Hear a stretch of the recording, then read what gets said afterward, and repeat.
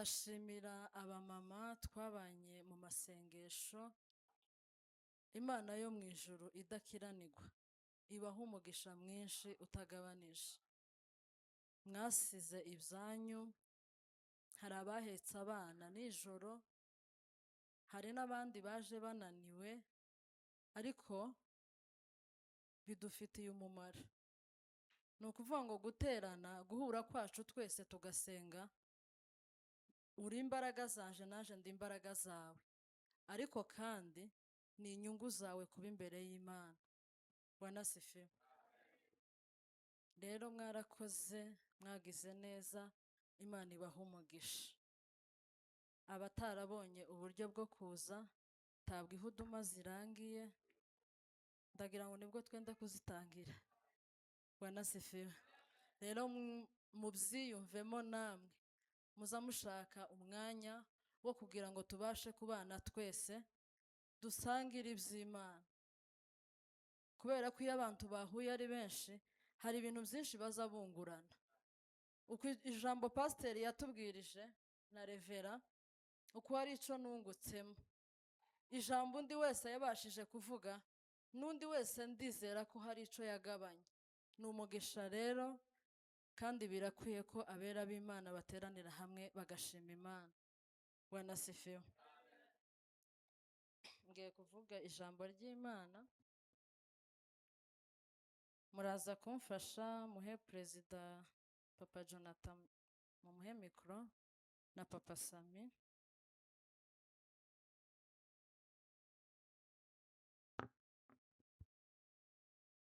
Turasoma mu gitabo cya Samweli wa mbere, ibice 19, umurongo wa 22. Sinzi ko mwahabonye. 19 umurongo wa 22. Nabonye haranditse ngo bukeye arihagurukira aja i Rama ubwe, arasukira ku iriba rinini ry'iseku, arabaza ati, Samweli na Dawidi bari he? Umuntu umwe aramusubiza ati, bari i Nayoti y'i Rama. Amen. Amen. Dukomeze. Rekeraho. Bwana asifiwe. Amen. Rero tugiye kuvuga ijambo ry'Imana kuko nari mbivuze, ariko reka mbahe kaze kugira ngo tujane kandi Amen. tubane. Hallelujah. Bwana asifiwe. Amen. Nimunyikiriza ndabona ko turi kumwe, kandi biranshimisha nje uhagaze imbere yanyu, kuko iyo umuntu ahagaze imbere y'abantu akabona hari abarangaye, hari ukuntu nyine biza bishaka nko kumuca intege, ariko kandi nitujana turabasha gusoza icyo Imana yadushizemo.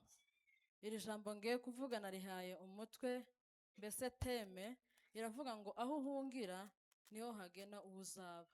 Hallelujah. Bwana asifiwe. Amina. Turavuga hejuru yo kuvuga ngo aho uhungira niho hagena uzaba. Bwana asifiwe. Hallelujah. Aya magambo ni amagambo ya Sawuli na Dawudi, niyo ngiye kuvugaho. Ariko kubera ko nshaka kuvuga kuri iki gice cya 19, nagira ngo nsubire inyuma ho hato, pere ku gice cya 17 mvugeho akantu gato, ngere ku gice cya 18 naho mvuge akantu gato, kugira ngo nje kugera kuri iki gice cya 19 nashatse ko tubasha kuganira. Bwana asifiwe. Hallelujah. Dawudi ku gice cya 17 hatubwira ukuntu Imana yahagurukije Samweli kuja kwimikisha Dawudi amavuta. Bwana asifiwe. Imana ngo yabwiye Samweli, iramubwira ngo haguruka uje kwa Yesayi, ugende urebe mu bahungu be hari uwo nshaka natoranije, ufata amavuta mu ihembe uyajana uje kwimikisha uwo muhungu wa Yesayi. Bwana asifiwe. Amina. Samweli abaza Uwiteka ngo ese ndagenda gute? Imana iramubwira ngo fata inyana y'ishashi uyijane uje gutambayo igitambo, ariko igikuru nayo mavuta nshaka ko wimikisha uwo muhungu wa Yesayi, kandi ntiyari yamumubwiye ngo ninde. Bwana asifiwe. Kubera ko Samweli yari umukozi w'Imana, yumviraga Imana, iryo jwi rimujemo arahaguruka aragenda kwa Yesayi. Agezeyo ajana ya nyana y'ishashi aja gutamba igitambo. Ngo bavuyeyo abwira Yesayi ngo Imana yantumye kwimikisha umuhungu wawe amavuta. Bwana asifiwe. Amina. Hanyuma Hallelujah. Yesayi abyumvise, nawe nkuko wobyumva, aragenda ngo azana umuhungu we mukuru Eliyabu. Bwana asifiwe. Amugejeje imbere ya Samweli, Samweli ngo aramugaye, kandi n'Imana si we yari ishaka kwimika. Abwira Yesayi aramubwira ngo uyu si we, ntabwo ari we Imana ishaka kwimikisha amavuta. Bwana asifiwe. Amina. Aragenda azana umuhungu we wa kabiri. Samweli nawe ntiyamushima, kandi n'Imana si we yari ishaka. Azana umuhungu we wa gatatu. Bwana asifiwe. Ijambo ry'Imana riza rivuga neza ko ngo Yesayi yanyujije imbere ya Samweli ngo abahungu be bose ko ari 7, ariko ngo habura n'umwe Imana ishima, na Samweli ntawe yashimye. Ngo arangije Dawudi, kuko ari we Imana yashakaga. Samweli amaze kubona muri abo ngabo ntawo Imana ishaka, ngo abaza Yesayi ngo aramubwira ngo ese nta wundi muhungu ufite? Bwana asifiwe. Yesayi ngo aramubwira ati ndagafite gato karagiye intama. Samweli ngo aravuga uwo niwe Imana ishaka. Bwana asifiwe. Hallelujah. Baragenda ngo baja kumuzana. Ageze ngo imbere ya Samweli, Samweli ngo abona niwe Imana yatoranije, amwimikisha ayo mavuta. Kandi Dawudi yari umwana muto, ariko Imana yari yararebye umutima wa Dawudi, abona kuko azavamwo umwami. Bwana asifiwe. Arangije ngo amwimikisha ayo mavuta.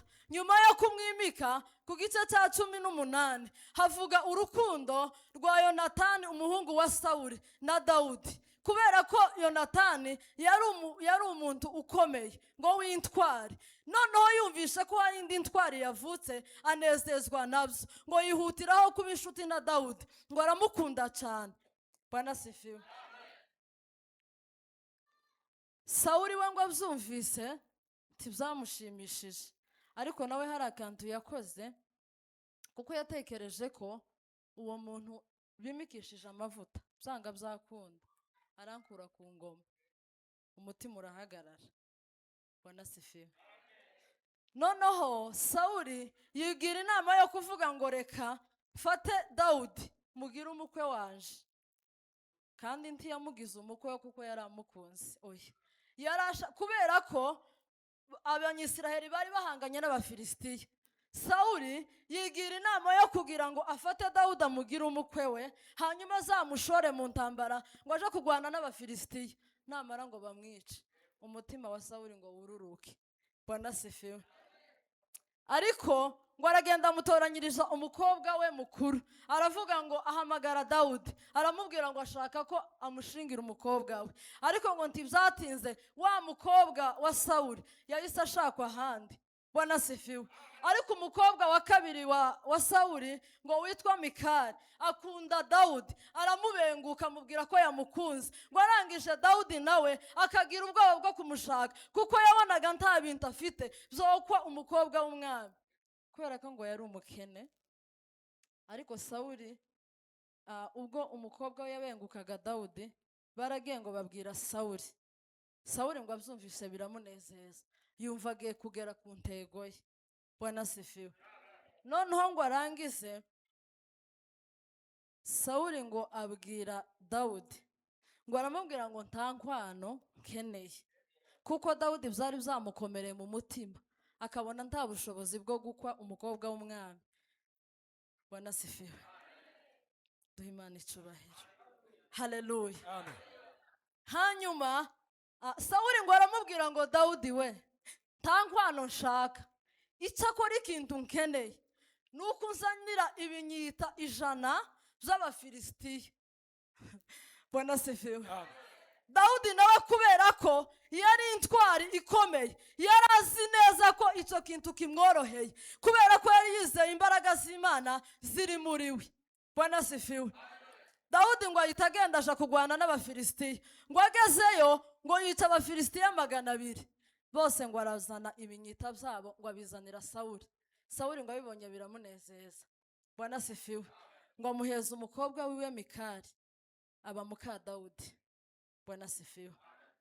Ariko bigaragara ko Dawudi ntiyari akeneye Dawudi ko amubera umukwe, yari akeneye ngo amushore muri abo Bafilisitiya azagweyo. Bwana asifiwe.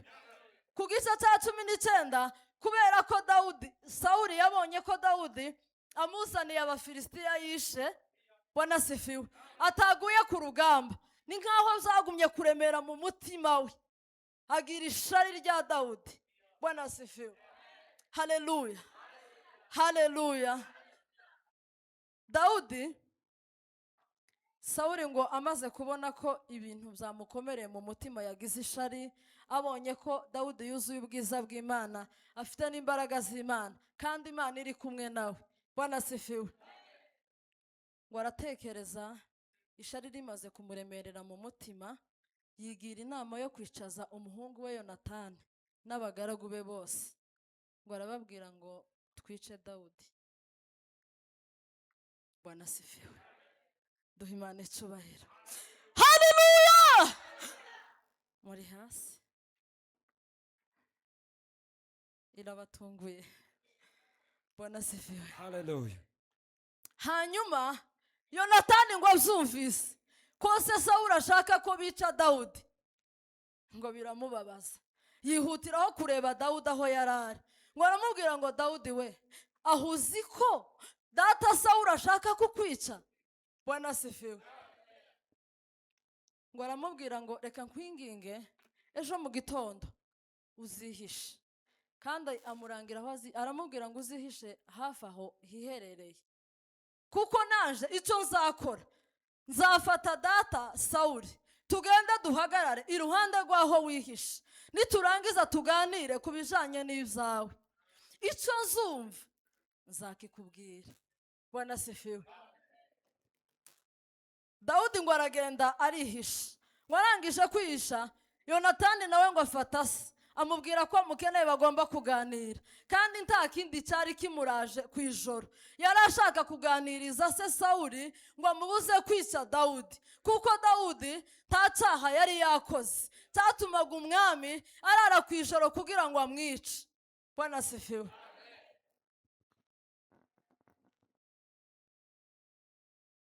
Sawuli aganira na Yonatani hafi y'aho Dawudi yari ari. Yonatani ngo abaza se, atariko data, ni iki cyakigutera kwica umugaragu wawe Dawudi? Ko nta cyaha yakoze, nta kibi yakugiriye. Bwana asifiwe. Kuramuhora iki? Ahubwo ko yahaze amagara ye, akanesha wa Mufilisitiya wari waraduhangaritse, hanyuma ngo babyumvise bose bakanezezwa nabyo, kandi ngo n'Imana igarura agakiza mu Bisiraheli bose. Bwana asifiwe.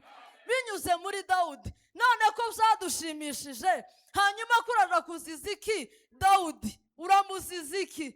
Bwana asifiwe. Aramubwira ngo icyampa ngo ureke kwica Dawudi, kuko Dawudi ni umukiranutsi. Bwana asifiwe. Haleluya. Haleluya. Haleluya. Warangije Sawuli ngo yumvira umuhungu we, ngo aramubwira ngo Dawudi ntazicwa, kandi aramubwira ngo kurahiriye Uwiteka uhoraho, Dawudi ntazicwa. Bwana asifiwe. Ariko kubera ko Yonatani yari azi aho yahishe Dawudi, akicumva ayo makuru avuye muri se, ngo anezezwa no guhamagara Dawudi, ngo aramubwira ngo Dawudi we, data avuze ko utazicwa, subira mu buzima busanzwe wongere ugaruke. Bwana asifiwe. Amen. Dawudi ngo arongera aragaruka aja kwa Sawuli. Hanyuma Sawuli ngo ahantu yari yicaye muwe, ngo yari yicaye ariko afite icumu mu maboko. Bwana asifiwe. Dawudi nawe ngo yari yicaye imbere ya Sawuli afashe inanga ngo ari gucuranga. Umwuka mubi uhanga kuri Sawuli ngo uvuye ku Uwiteka. Bwana asifiwe. Nabanje kwibaza ndavuga ati se ku Uwiteka hazava n'imyuka mibi? Bwana asifiwe. Ariko nza gusanga si umwuka mubi komutera, ni ukubera ko hari igihe yemera ko hari ibitubaho. Bwana asifiwe. Bwana asifiwe. Uwo mwuka ngo uhanga kuri Sawuli ngo umaze kumuzaho ngo afata rya cumu ngo ashaka kuritera Dawudi, ashaka kugira ngo rimuhinguranye. Ariko Dawudi nawe kubera imbaraga z'Imana, kubera ko hari icyo Imana yari ishatse ko azakora, kubera impamvu yari yatumye amwimikisha amavuta, Bwana asifiwe, yabonye ko atokwicwa n'icumu rya Sawuli. Iryo cumu ntiryamufata ngo riragenda rifata ku rusika. Dawudi abonye bigenze gutyo yigira inama yo guhunga. Bwana asifiwe. Duhe Imana icyubahiro. Haleluya, haleluya, haleluya, Hallelujah. Bwana asifiwe. Amen. Tereza ushaka ufata mikoro ukanyakira, biza biba byiza nabyo. Bwana asifiwe. Amen.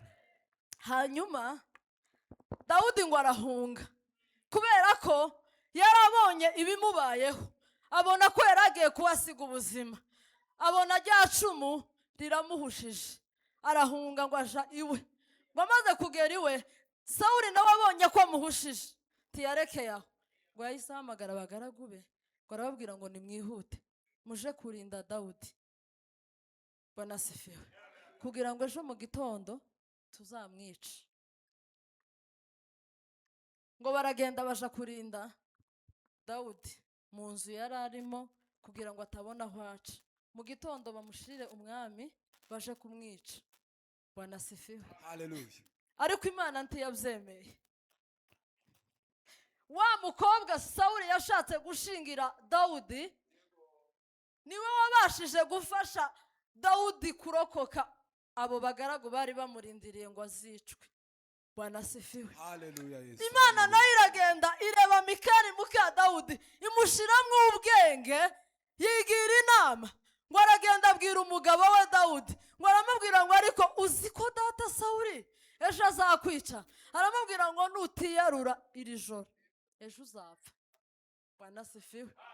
Yes. Ariko kubera ko hanze hari abarinzi bamurinze, nanone Imana yongera kururuka muri Mikali, niko ntekereza, yongera gutekereza, aramubwira ngo Dawudi reka gira ngo ufashe turebe uko uhunga. Ngo afata Dawudi ngo amucisha mu idirisha ngo aramumanura. Bwana asifiwe. Dawudi ngo aragenda arahunga. Babarinzi nabo bahagaze ku rugi barindiriye ko buce mu gitondo bagafata Dawudi bakamushira Sawuli ngo amwice. Bwana asifiwe.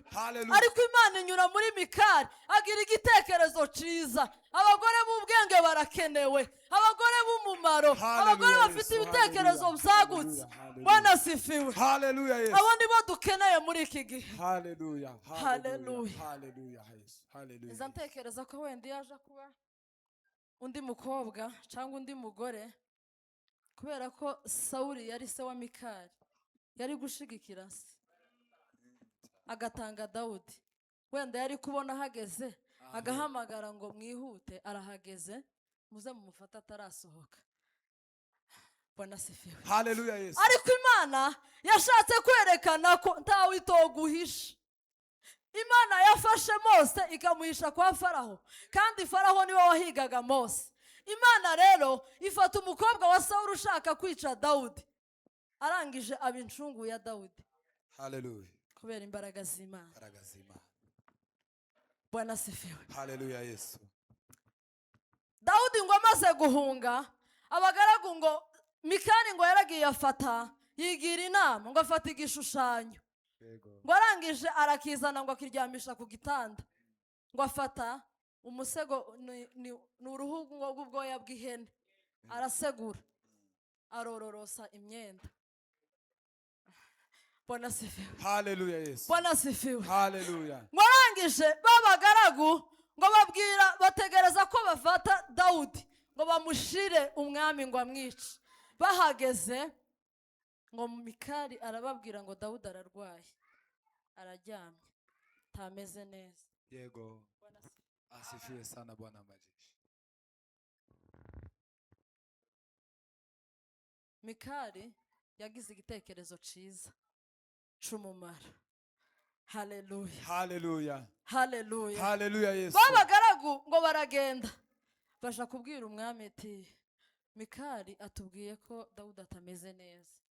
Umwami ngo arongera arabatuma ngo nimugende mumuterure ku gitanda aho aryamye, mumunzanire. Kuga gahunda no kwica Dawudi. Yego. Kandi itegeko ry'umwami rirakomeye cyane. Babagaragu ngo basubirayo. Bagenda bagiye guterura Dawudi aho aryamye. Ngo bahageze ngo basanga ni igishushanyo Mikali ngo yaryamishije ku gitanda yororosa. Baragenda ngo baja kubwira umwami ibyo babonye. Ngo baramubwira ngo mwami we, uzi ko twasanze ari igishushanyo cya Serafimu kiryamye ku gitanda, Dawudi ntawe uri mu nzu. Umwami ngo abyumvise arababara, barakarira Mikali. Ngo aramubwira ngo ni ukubera iki wambeshe? Wabeshaga ko Dawudi agwaye, wabeshaga ko Dawudi aryamye, naho wamuhungishije. Haleluya. Yesu. Duhe Imana icura. Haleluya. Haleluya. Haleluya. Icyo Imana yashakaga kuri Dawudi cyari kitaraba. Yego. Yari itarakimugezaho.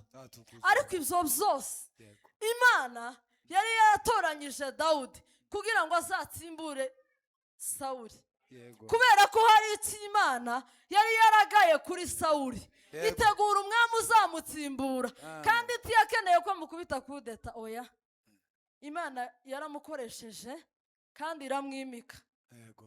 Ariko yategerezwaga gukora ari uko Sawuli yapfuye, ariko Imana yamuteguye. Bwana asifiwe. Asifiwe sana Bwana majeshi. Twongere tuzamure. Haleluya Yesu. Haleluya. Haleluya. Ngwarangije. Amen. Haleluya. Sawuli ngo arababara cyane. Naho Dawudi nawe akibona aciye muri rya dirisha ngo aragenda. Ngo yama yiruka aja kwa Samweli i Rama. Bwana asifiwe. Haleluya. Ngo aragenda asanga Samweli i Rama. Ngo aramubwira ngo Samweli we, amutekerereza byose ibyo Sawuli yendaga kumukorera, nuko yamuhushije icumu, nuko yatumye abagaragu kuza kumutwara, nuko yaciye mu idirisha urugendo rwe rwose. Abitekerereza Samweli umukozi w'Imana. Yego. Haleluya. Haleluya. Samweli nawe ngo abyumvise ntakindi yakoze. Yego. Ngo yabwiye afashe Dawudi, bombi ngo bava i Rama. Yego. Ngo bimukira i Nayoti. Haleluya. Haleluya. Ngo baragenda bageze i Nayoti, ngo baja mu gitaramo. I Nayoti bisobanura kwegera ubwiza bw'Imana. Aho ngo niho bahungiye Samweli na Dawudi. Kandi Samweli niwe wari warimitse Sawuli, ariko kandi yarazi neza amakosa Sawuli afite n'inenga afite ku Mana, kubera ko yari yaratoranyije Dawudi. Bwana asifiwe. Asifiwe sana. Haleluya. Mwangije Samweli ngo afata Dawudi ukuboko, ngo baragenda bimukira i Nayoti. Baramubwira ngo Dawudi we, reka tugende gusa tube mu gitaramo, twegera Imana. Bwana asifiwe. Wenda yaje kuba wewe cyangwa je, wari kumugira inama yo kumwica akihorera, kubera ko yari afite izo mbaraga Imana yari yarazimuhaye. Kuko Dawudi umwana mutoya wanesheje Goliyati akamwica, ntiyari kunanirwa kwica Sawuli kubera imbaraga zari zimurimo. Bwana asifiwe. Asifiwe sana Bwana majeshi. Haleluya. Haleluya. Warangije Dawudi na Samweli ngo baba mu gitaramo, ariko Sawuli ntiyatuje. Umutima we wakomeje kuzura ishari, umutima we ukomeza kuzura urwango kuri Dawudi. Ntiyarekeraho, aragenda ngo akomeza kumushakisha. Ngo arangije ngo aza guhura n'umuntu ngo amurangira aho Dawudi yahungiye. Ngo aramubwira ati Dawudi na Samweli bari i Rama, bari i Nayoti i Rama, niho bari mu gitaramo baratarama. Haleluya Yesu. Bwana asifiwe. Haleluya Yesu. Haleluya Yesu. cyane. Haleluya. Hallelujah. Yes. Twese haleluya. Hallelujah. Twongere haleluya. Hallelujah. Haleluya. Ngwarangije Sawuli ngo afata abagaragu be ngo arabajana arabatuma ngo mugende muje kundebera Dawudi, mumukure mu gitaramo mumunzanire mwice. Ariko Dawudi yahunze neza bacu. Dawudi wahungiye mu gitaramo. Dawudi utaratekereje kwica Sawuli ngo yihorere. Dawudi agira igitekerezo cyo gusanga Samweli umukozi w'Imana. Agira igitekerezo cyo guhungira imbere y'Imana. Bwana sifiwe. Asifiwe sana. Yarantangaje. Wenda yaje kuba ari nkanje, nari nko guhungira nko mwacu nkaja kwihisha. Kandi nawe niko wobikora. Cyangwa ukaja ku nshuti n'abavandimwe, cyangwa ukava mu gihugu kimwe ukaja mu kindi. Cyane. Ariko reka mbabwire ngo no mu rusengero, mu gitaramo hari ubuhungiro bukomeye. Cyane. Atukuze se. Bwana sifiwe. Hallelujah Yesu. Aho uhungira niho hagena ubuzaba. Bwana sifiwe. Amen. Sawuli atuma abo bagaragu ngo baragenda bageze i Nayoti y'i Rama, basanga Samweli na Dawudi bari mu gitaramo ngo ko barahanura gusa. Bwana sifiwe. Hallelujah. Babagaragu Sawuli yatumye ngo bakigera i Nayoti ngo umwuka w'Imana urabururukira, abo nabo ngo bama batangira guhanura. Bwana sifiwe. Hallelujah Yesu.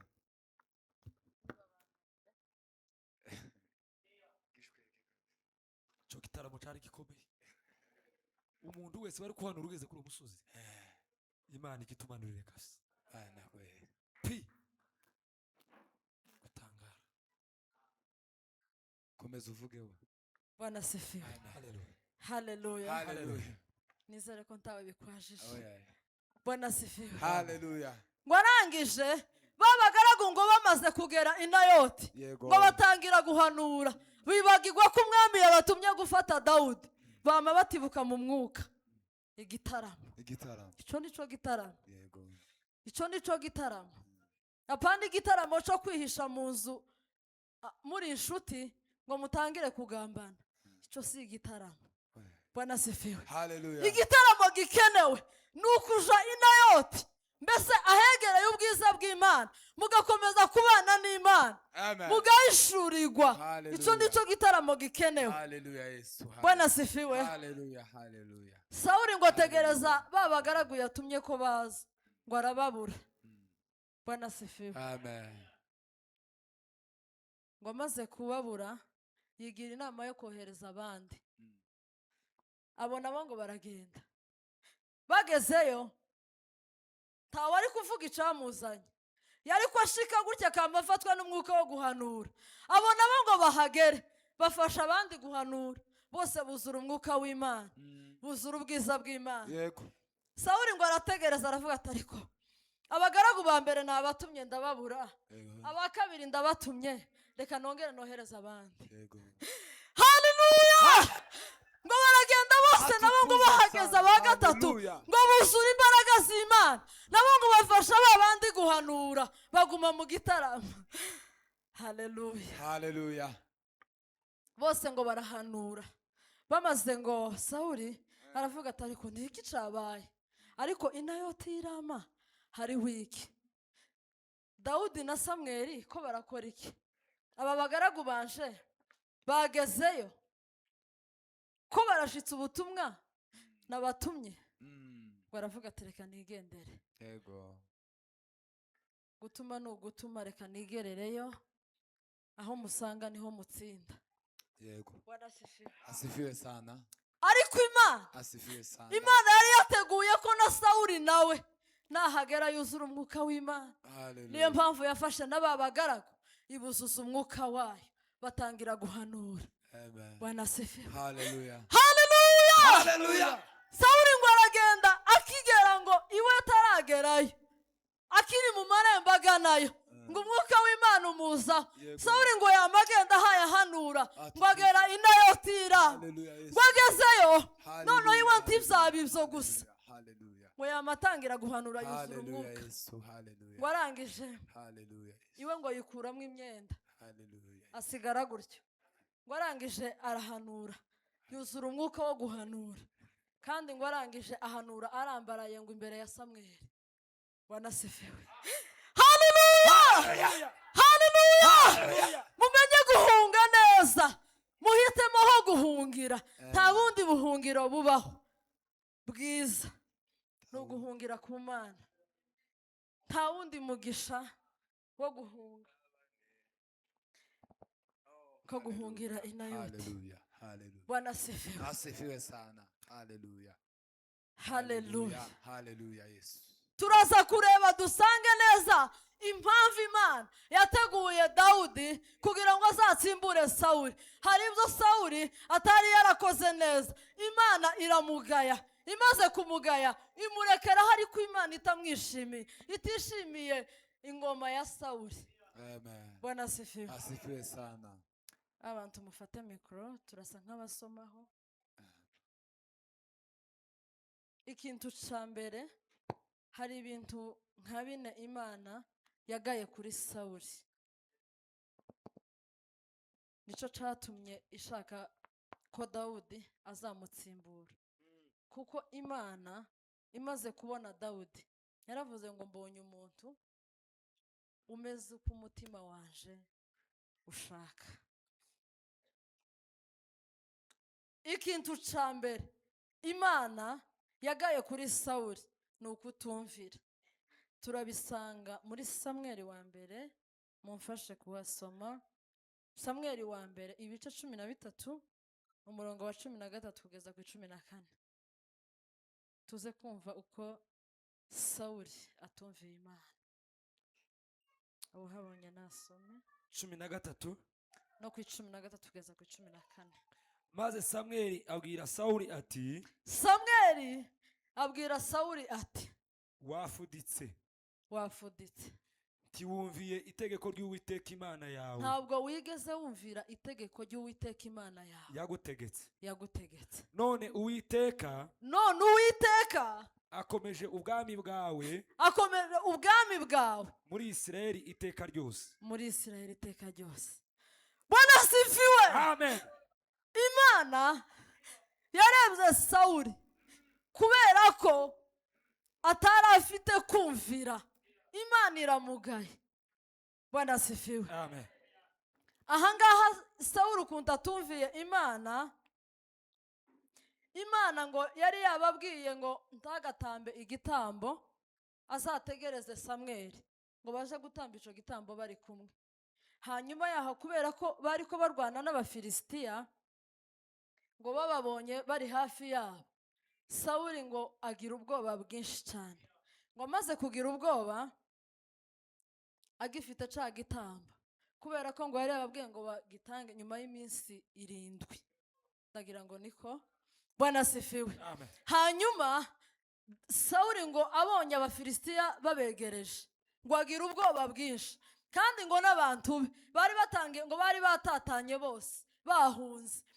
Sawuli ngo aterwa n'ubwoba kandi abona ntagihungana, ngo aravuga ngo reka abashe kugitamba kandi Samweli ataraza.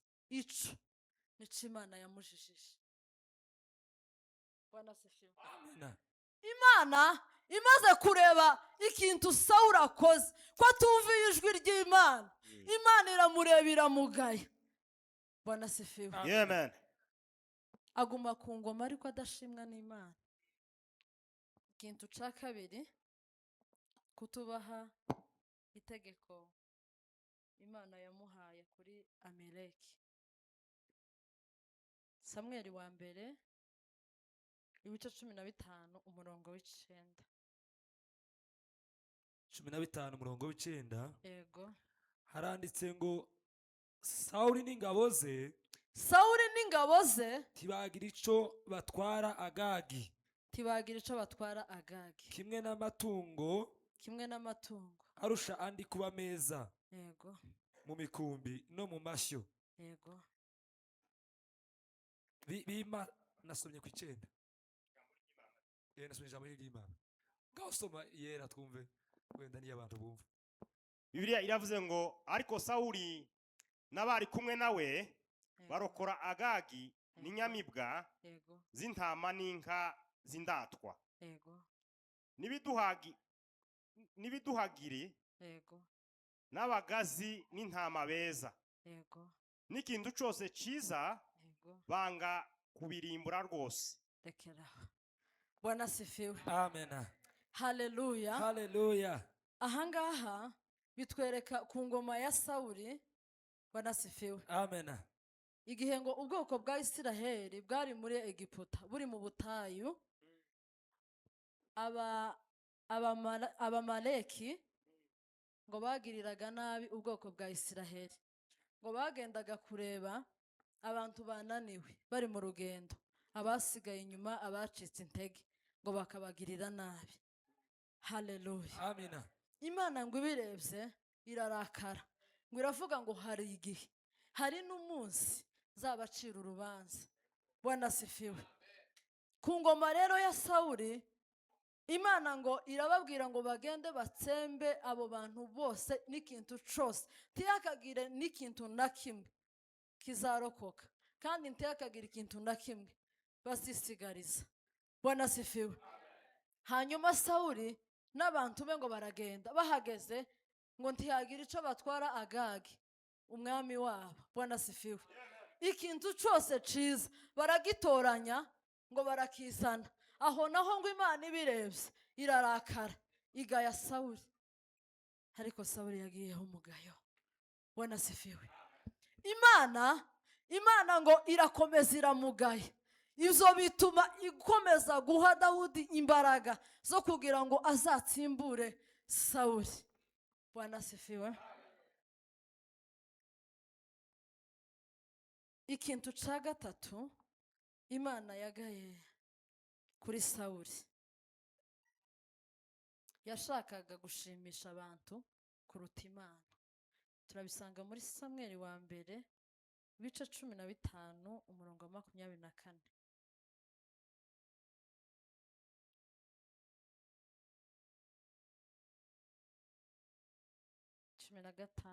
Umurongo wa 14.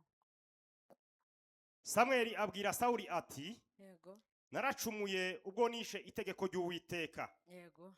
n'amagambo yawe, Yego. kuko natinye abantu nkabumvira. Amen. Amen. Bwana sifiwe.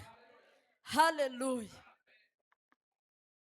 Aho ngaho Sawuli naho yabashije gutinya abantu, ntiyatinya Imana, yumvira abantu ibyo bamubwiye, aba ari byo agenderaho. Bwana sifiwe. Ntiyatinye Imana, ahubwo yatinye abantu arabumvira, icyo bamubwiye aba ari cyo akora. Bwana sifiwe. Reka twihute, ndi kubona amasaha yagiye.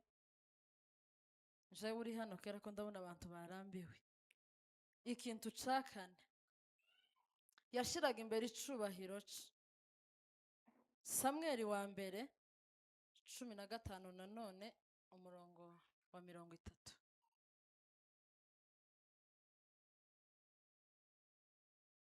Mina gatanu 30. Yego. Haranditse ngo Sawuli aravuga ati, Sawuli aravuga ati, naracumuye ariko none ndakwinginze, unyubahirize imbere y'abatware n'abantu banje n'imbere y'Abisiraheli, tugarukane kugira ngo senga Uwiteka Imana yawe. Amen. Haleluya. Bwana sifiwe. Amen. Kubera ukuntu Sawuli yakundaga icubahiro cye, ntagaragaze icubahiro cy'Imana muri we, ahubwo agakenera ngo ari ukomeza kugaragara icubahiro cy'abari cyo ashira imbere. Bwana sifiwe. Yari yakoshe ngo arangije, ariko agakenera ko imbere y'abantu bamushimagiza, bakavuga ko akomeye, bakavuga ko akiranuka. Bwana sifiwe. Amen. Icyo nacyo ngo Imana ikirebye ngo iramugaya, ikomeza kumugaya, kubera ko yakeneye gushira icubahiro cye imbere. Ntiyibuka ko hari Imana yabakuye mu butayu, ntiyibuka ko hari Imana yatumye Samweli amwimikisha amavuta. Bwana sifiwe. Amen. Haleluya. Amen. Icyo nacyo ngo Imana irakimugahira. Bwana sifiwe. Ntiwaba utari mu gukiranukira Imana, ntiwaba utari gukora neza ariko ugakenera ko tuvuga ko ukora neza, ntiwaba wera imbuto mbi ariko ugakenera ko tuvuga ko wera nziza. Bwana asifiwe. Amen. Bwana asifiwe. Haleluya. Ica bugufi wihana, ica bugufi, icubahiro cy'Imana arico kije imbere, icubahiro cyawe, icubahiro cy'umuntu ntikibaho, gusa Imana iri muri wowe ugira icubahiro ari uko wabanje guha Imana icubahiro. Bwana asifiwe. Turaza kureba ibintu byatumye Imana ishima Dawudi kugira ngo abashe gutsimbura Sawuli. Bwana asifiwe. Haleluya. Ikintu ca mbere Imana yakundiraga Dawudi, Dawudi ngo yagiraga umutima wo gukunda Imana. Bwana asifiwe. Amina. Turabisanga muri Zaburi 63 umurongo wa 2.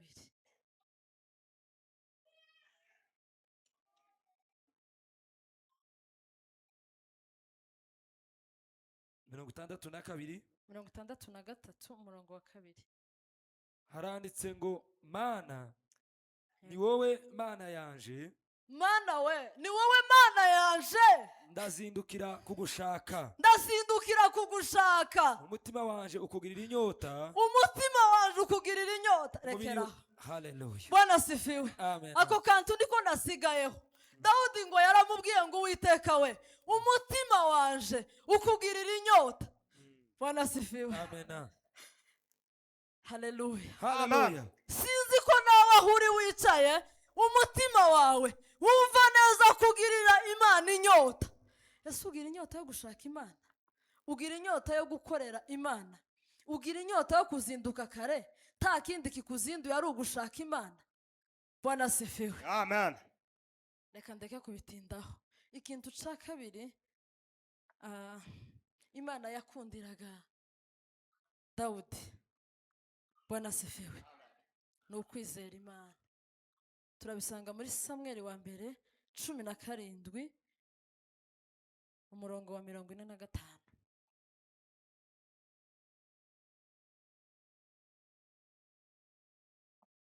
Yego. Dawidi abwira Umufilisitiya ati, yego, ariko njyewe nguteye mu izina ry'Uwiteka Nyiringabo, Imana y'ingabo za Isiraheli wasuzuguye. Amen. amen. Bwana asifiwe. Dawudi igihe yagwanaga na Goliyati ntabwo yiyumvishemo imbaraga izi z'umubiri ngo yumve ko yotsinda Goliyati, ahubwo yizeye imbaraga z'Imana ziri muri we, akoresha kwizera. Ibuye yateye Goliyati ni ibuye ryitwa kwizera, kandi niryo ryamwishe. Waba ufite kwizera muri wowe? Bwana asifiwe. Bwana asifiwe. Kwizera ni ikintu gikomeye ku mukristo. Iyo udafite kwizera urugamba rwose waba urimo ruragutsinda, ariko ufite kwizera uhinduka umutsinzi. Bwana asifiwe. Natinze icakane sinkivugaho cyane, gusa ngo ikintu Imana yakundiraga Dawudi ngo ni ukwicisha bugufi no kwihana. Ku bantu bari kwandika murabisanga muri Zaburi 51 umurongo wa 4 kugeza kuri 5. Bwana asifiwe. Ni ukuvuga ngo ikintu gusa Dawudi, Imana yakundiraga Dawudi, ntabwo yamukunze ko Dawudi atagiraga amakosa cyangwa ngo akiranirwe, ahubwo yakundaga umutima wa Dawudi wamenyaga ko wacumuye, yarangiza ngo akikubita imbere y'Imana agasaba imbabazi, agaca bugufi imbere y'Imana akihana. Imana ngo bituma yishimira umutima wa Dawudi. Bwana asifiwe. Umutima wa Dawudi wagiraga kwizera, ukumvira Imana, ukihana vuba yacumuye. Bwana asifiwe. Amagambo yose twavuze, umutwe w'ijambo mwibuke ngo aho uhungira niho hagena uwuzaba. Bwana asifiwe. Ni ukuvuga ngo iyo wahungiye ku Mana ukura mu kwizera, iyo wahungiye mu masengesho ukura mu mwuka. wanasifiwe. Kandi igihe wahungiye ku bantu b'Imana naho ukura mu bwenge ukaguka kumenya Imana, wanasifiwe. Hanyuma rero iyo ugiye gupfa ukarangira, ni igihe uhungira, wanasifiwe, ni igihe uhungira mu kwihorera. Ico gihe wahungiye mu kwihorera ukura mu rwango. Iyo uhungiye mu vyaha, wanasifiwe, ugenda uba imbata yavyo iteka, wanasifiwe. Ni ukuvuga ngo tumenye aho tugomba guhungira. Muhungire ku Mana. Ijambo ry'Imana nico ridusaba. Ni ukuvuga ngo aho uhungira, aho uhagaze niho hatwereka uwo uriwe. Ubuhungiro bwawe nibwo butwereka uwo uriwe. Ijambo ry'Imana rituganze. Amen.